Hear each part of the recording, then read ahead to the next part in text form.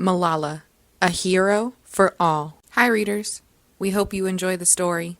Today your narrators are Ishaan Kapur, Kamryn Johnson, Elpida Leontadis, and Vincent.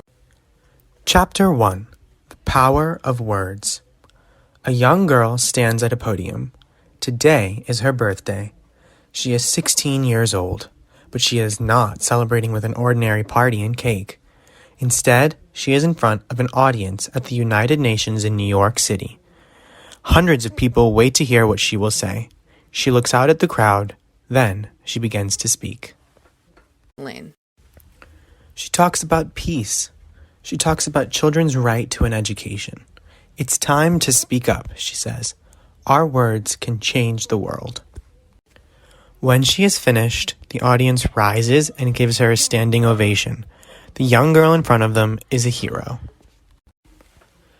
Chapter 2. A Baby is Born. On July 12, 1997, a tiny baby came kicking and screaming into the world.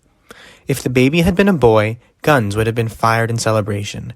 Gifts would have been piled into the baby's cradle. The baby's name would have been written in the family tree. But this baby was a girl.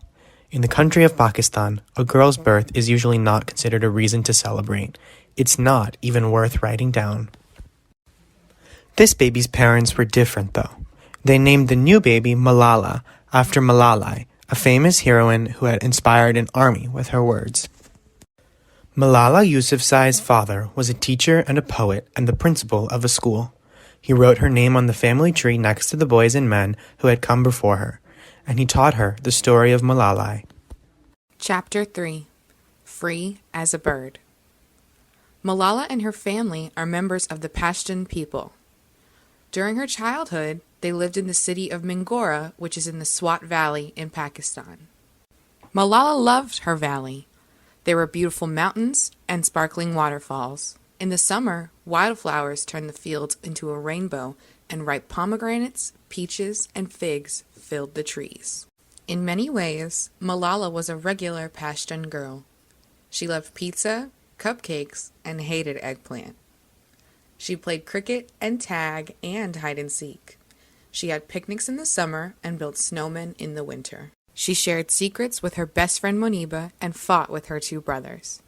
And she sat on her rooftop and dreamed. Malala's favorite television show was about a boy with a magic pencil. The boy could make anything he wanted with his magic pencil. Malala wished that she had a magic pencil. In other ways, Malala was not an ordinary Pashtun girl. In Pakistan, boys and girls were not equal. Older girls weren't supposed to leave their house unless they had a male relative with them. They weren't even allowed to look men in the eye. Most Pashtun women followed the code of purdah, which meant that they covered themselves, including their faces, when they were in public. Malala said that she would never cover her face. And to everyone's surprise, her father agreed. Malala will live free as a bird, he said. Chapter 4. Education. Malala adored her father. Their house was often filled with visitors. While the other women and girls cooked and chatted, Malala liked to sit with her father and listen to the men talk about politics and the world. Education wasn't considered important for girls in Pakistan. Many girls stopped going to school by age 10 if they were able to go at all. Many girls, including Malala's mother, did not know how to read. But Malala's father believed that education should be for everyone, including girls. With his stories and songs, Malala's father taught her the power of words. When she was just a toddler, he'd bring her to school with him. She'd stand in front of an empty classroom and pretend to be a teacher. Sometimes she'd listen to a real teacher instruct the older children. And when she was almost 5, her father decided to enroll her in school. Malala loved school. Every year, the children competed to get prizes for being the top student. Malala usually won. She was very proud and very competitive. Chapter 5. A Magic Pencil. Malala's mother taught her about helping others. She cooked extra food to give to poor families. She invited children who didn't have enough food at home to come over for breakfast before school. Malala's family had known what it was like to be hungry, and her mother taught her to share what they had now. One day, Malala's mother sent her to the dump to throw out some potato peels and eggshells. The air smelled of garbage. Flies buzzed overhead, and rats scurried through the filth. Malala walked carefully, trying not to spoil her shoes. Suddenly, she saw something move. To her surprise, it was a girl. The girl was sorting trash into piles. Nearby, other children searched through the trash for bits of metal. When she asked her father about those children, he explained that they were looking for things they could sell to help support their families. Malala couldn't stop thinking about those children. She wished once more that she had a magic pencil so she could use it to help them. But she didn't have a magic pencil, and she realized she couldn't wait for someone else to do something. If she wanted the world to change, she would have to change it. "Why should I wait for someone else?" she said later. "Why don't I raise my voice?" So she took her real pencil and wrote a letter to God. She asked for the courage to make the world better. She tied the letter to a piece of wood and placed a dandelion on top. Then she floated it down the stream that flowed into the Swat River and hoped that God would find it. Chapter 6: The Taliban. When Malala was around 8 years old, a mullah, a kind of religious leader, started a radio station. The mullah said music and movies and television should be outlawed. He said women should go out only in emergencies. He said girls' schools should be outlawed as well. The radio mullah grew more and more popular. He joined forces with the Taliban, a powerful group that began in the nearby country of Afghanistan. The Taliban believed that women should not be educated. They used violence and fear to get their way. They burned down girls' schools. They made it illegal for women to go shopping. The Taliban beat people, and sometimes killed them, if they didn't follow these extreme rules. Malala's family hid their television in the closet, but they didn't back down. Her father kept his school open. Malala admired his bravery. Still, she was scared. Pakistan's army came to the Swat Valley to fight the Taliban. At night, the house shook and the skies were bright with bombs. But during the day, Malala and her classmates studied and debated and learned. "We will continue our education," said Malala. In January 2009, the Taliban declared that all girls' schools must close by January 15th.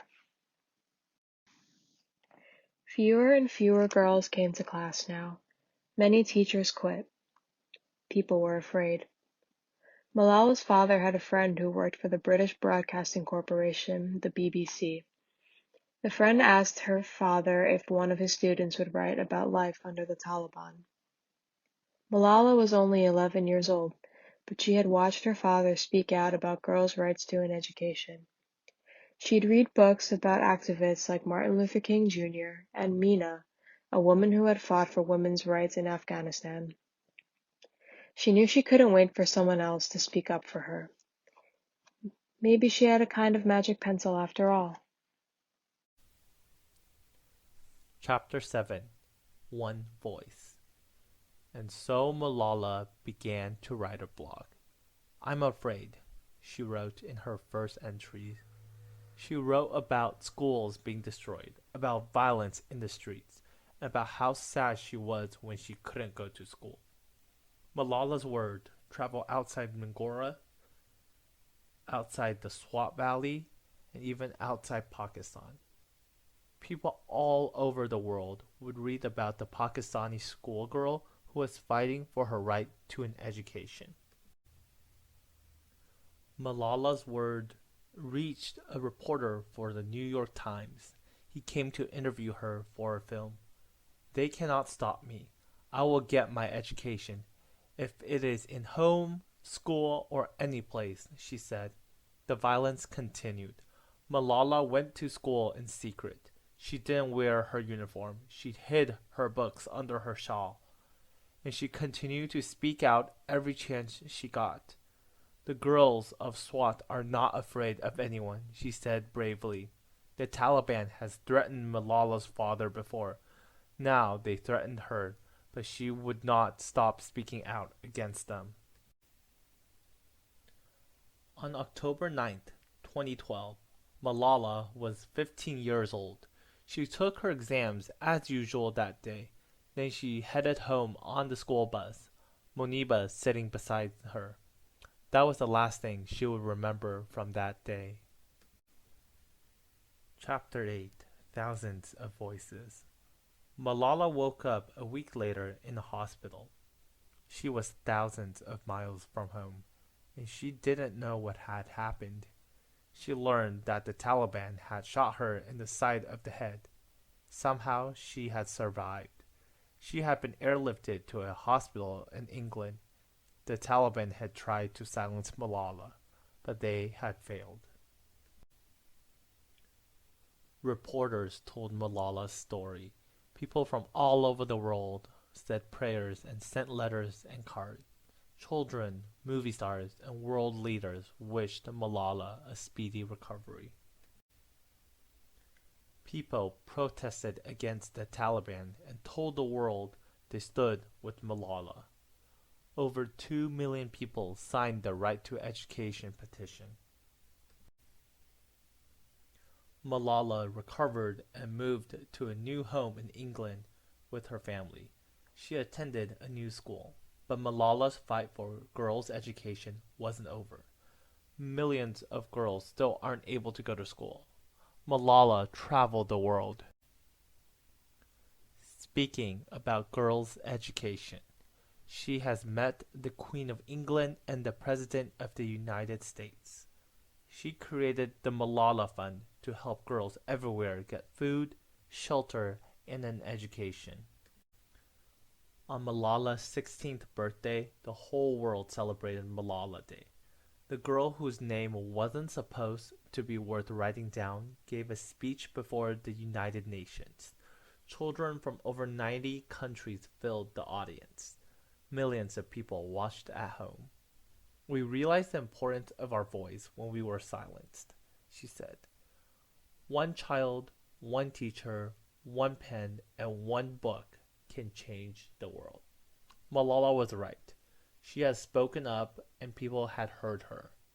In 2014, at the age of 17, she became the youngest person ever to win the Nobel Peace Prize. Malala's voice, her willingness to take a stand, had changed the world. The end.